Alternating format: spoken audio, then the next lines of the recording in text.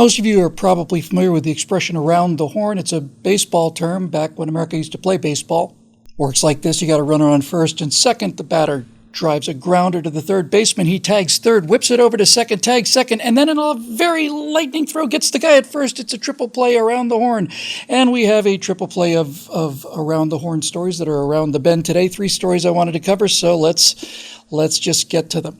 Now, the first one obviously is the speech that Joe Biden gave to the nation. And as you can see from this photo, the House of Representatives is filled with the people who actually voted for Joe Biden. Everybody in that room was wearing a mask, and everybody in that room was vaccinated. So they're wearing their masks during this speech in order to signal the American people that the danger's not over yet and that we must continue to be vigilant against the spread of COVID-19, and we must wear the masks that either do a lot of good or don't do any good, depending on what day it is when Dr. Fauci is speaking. But here's the logical question I want to ask. Since the number of deaths has just dropped off the charts, and since infections are going continually down because of the vaccination and because of the greatest scientific miracle of the 21st century so far, is Operation Warp Speed, Donald Trump didn't actually develop those vaccines. But what Donald Trump did do was something much harder than that. Operation Warp Speed is the textbook example of what can happen if somebody has the will and the power to get the government out of the way. Private enterprise produced these vaccines in a year. It's unheard of. But in any event, back to the mask question. When did the masks come off? And what I mean by that is this. COVID-19 is going to be here forever. Forever. It's never going away. There was one chance to stop it, and the Chinese Communist Party decided to allow international travel for 2 weeks when they knew they had an infectious disease, and they stopped travel from Wuhan to other parts of China, but allowed it to go out into the rest of the world. They did that on purpose, but once it got out to the rest of the world, it's out, and everybody knows it.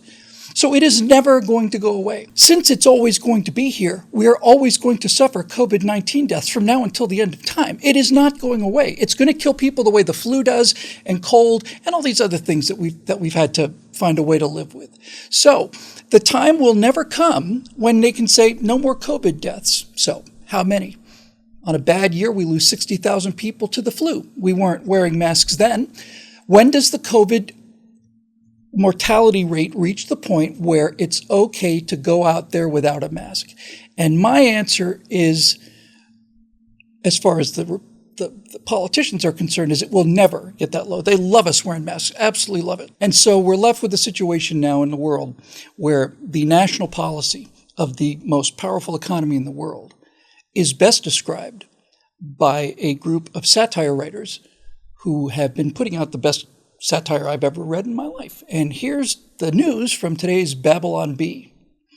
CDC now recommends wearing a seatbelt even when you're outside the car. The article goes on to say the guidance is especially important if you're in a large group of people at the park or an outdoor event, said Dr. Stiku Pumibum. Risks of collision leading to bone breaks or concussions dramatically increase in large groups of people. Billions could die. Like all great satire, the reason it's so good is because it is based so much on the truth. And now we get down to the brass tacks of story number 1. The idea that life can be lived in perfect safety. This is one of the 2 or 3 great enemies of modern society, this insane idea that somehow we are guaranteed a life without sickness or disease or death of any kind whatsoever in automobiles. From no. We're all going to die in our sleep at 102, surrounded by loving relatives. And anything other than that is not only a tragedy and a crime, but something that the government should be looking into and trying to fix. So, yes, you can make any case on this insane, ridiculous argument. Well, we're going to continue the mask because people continue to die from COVID-19. And we're going to continue to shut down the economy in California because people continue to die from COVID-19.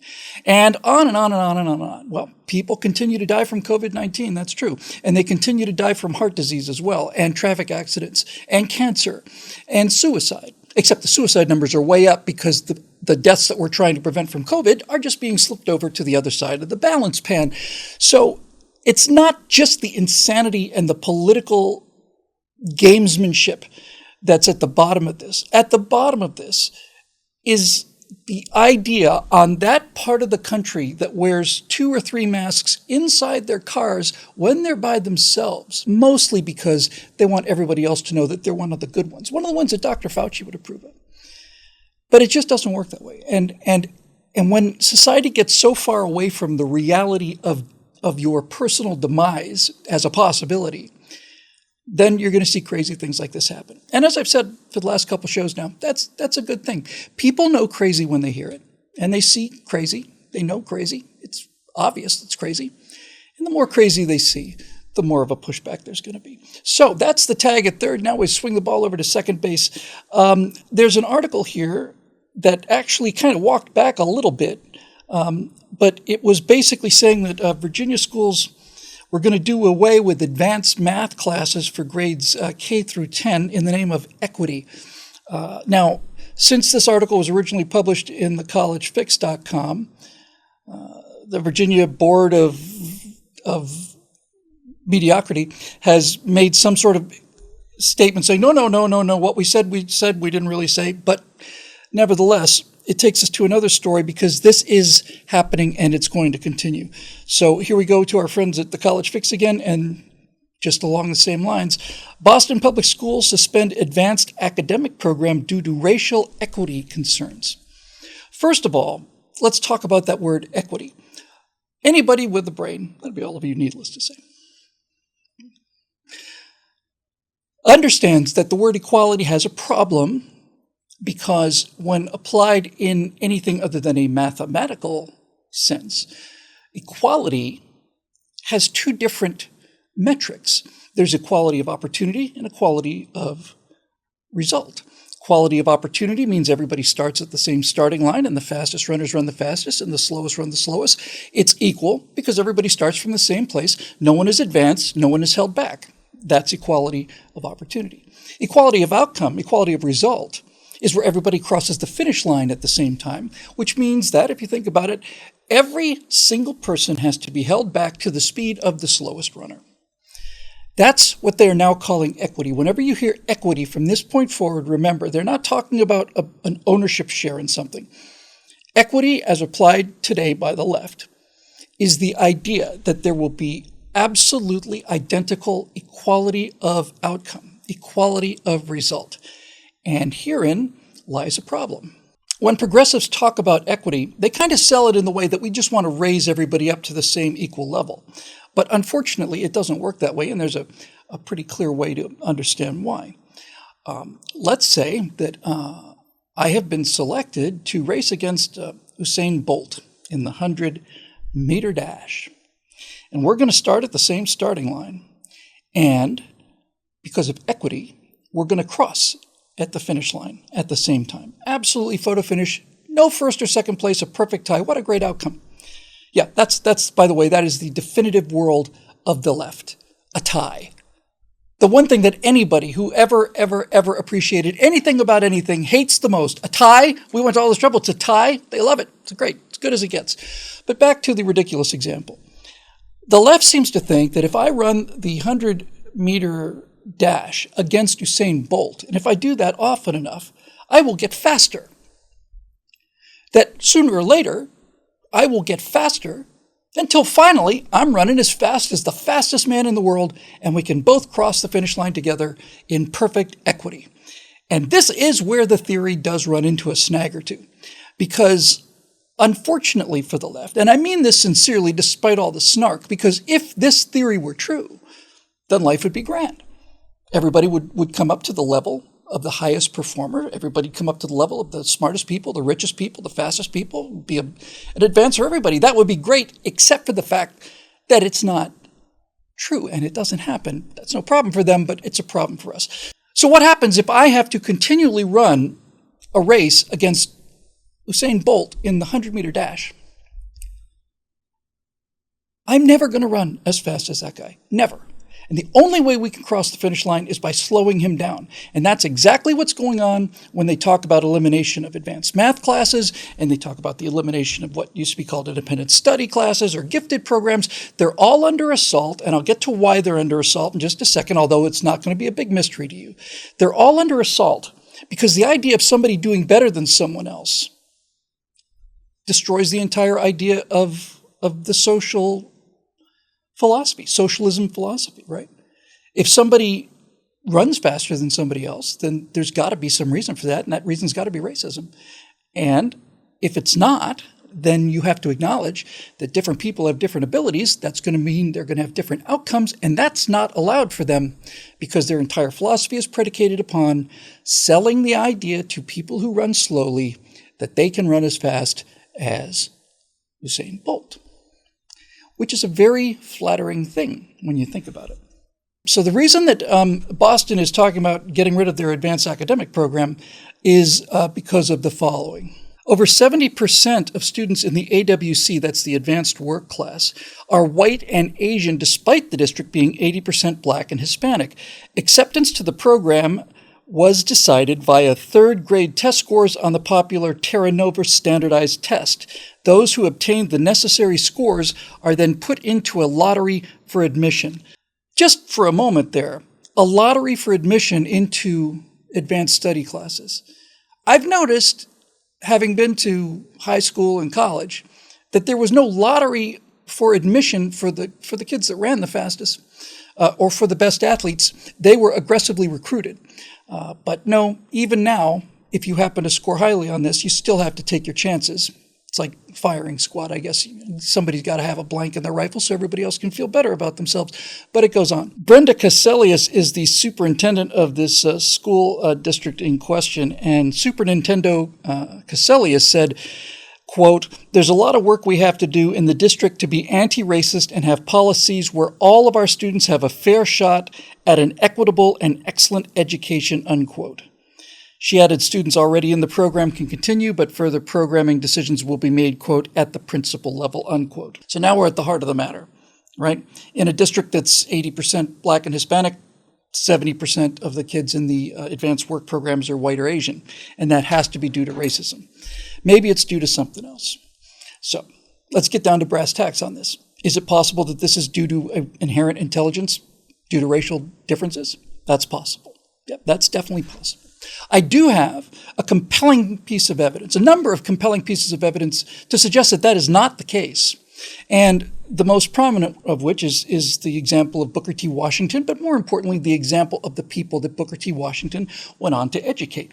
Booker T. Washington, through sheer hard work and force of will and force of character, the man had the finest character of anybody I've ever read of in my life, found that if you had people sufficiently motivated and if you were willing to get out and take a shovel and go work in the fields to grow your own corn to pay for the school the same way that he did, is that people would rise to that level of excellence.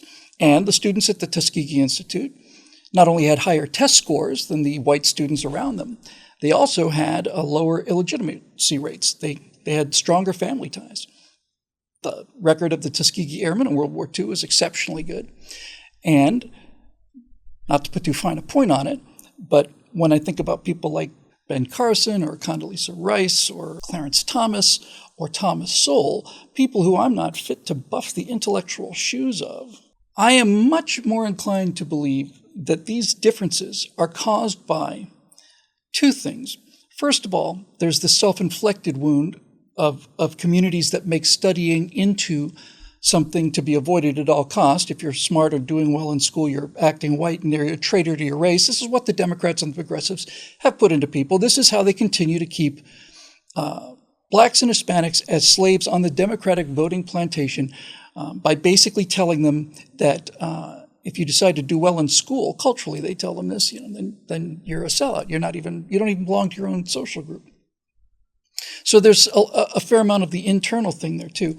But mostly, I think what's responsible for this distinction is the soft bigotry of low expectations.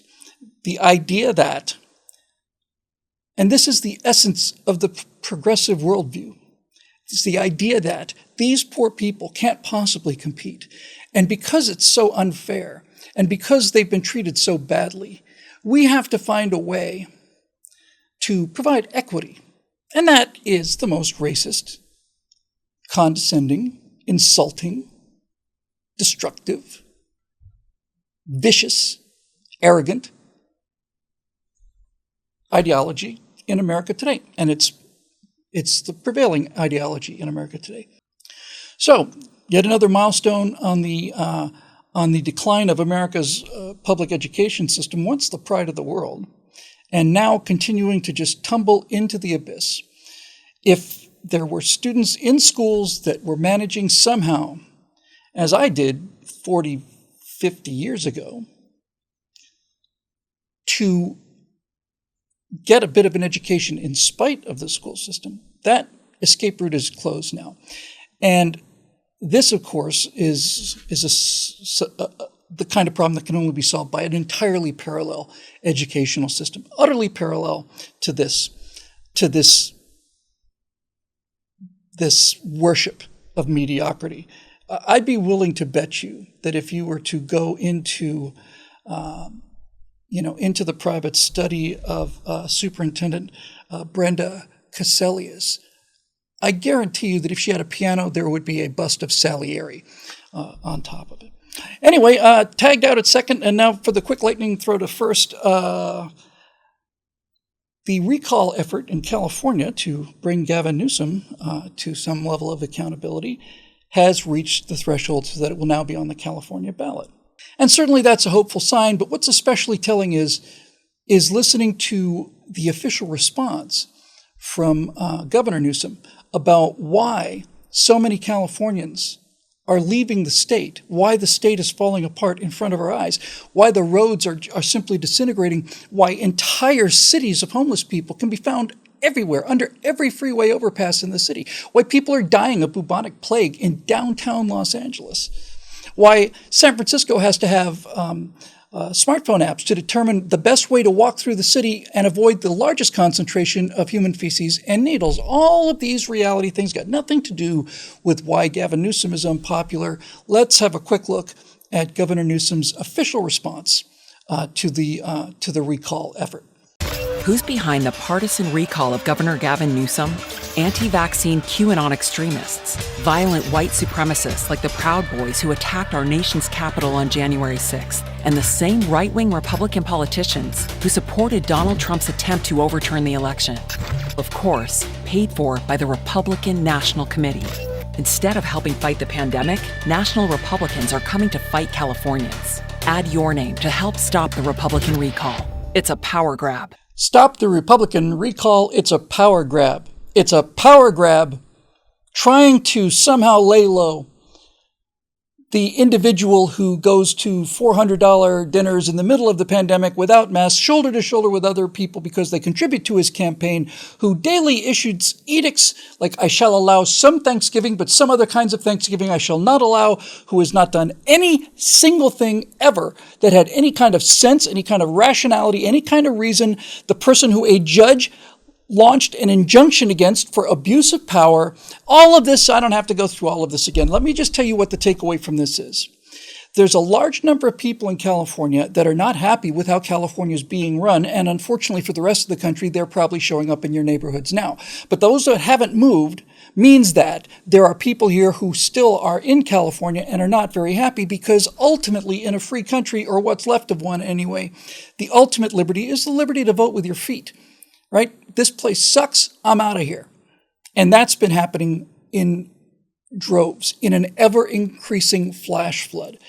Gavin Newsom claims that this is all due to Republicans coming after him. And by the way, as you could see from the video, the Republican National Committee dedicated the sum of $250,000 to the recall effort. Boy, you take that money and spread it out among 55 million people. That comes to...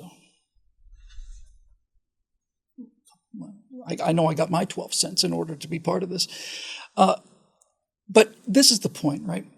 When you make an ad like this and you fail to acknowledge any of the shortcomings and you make the whole thing into the only people that are unhappy with the way California is governed are white supremacists and Nazis, then what you're doing when you run this ad is you are telling people who are Democrats, liberals, progressives even, who see with their own eyes how the state is falling apart, who may or may not even be in favor of the recall effort, but who nevertheless can tell that the state is heading for, it's not heading for catastrophe, it's well into catastrophe and accelerating into catastrophe.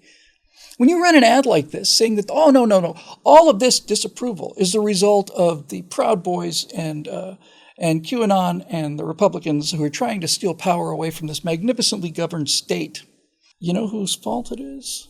I'll tell you whose fault it is. It all is the fault of that rotten, no good for nothing Trotsky. It's Trotsky's fault.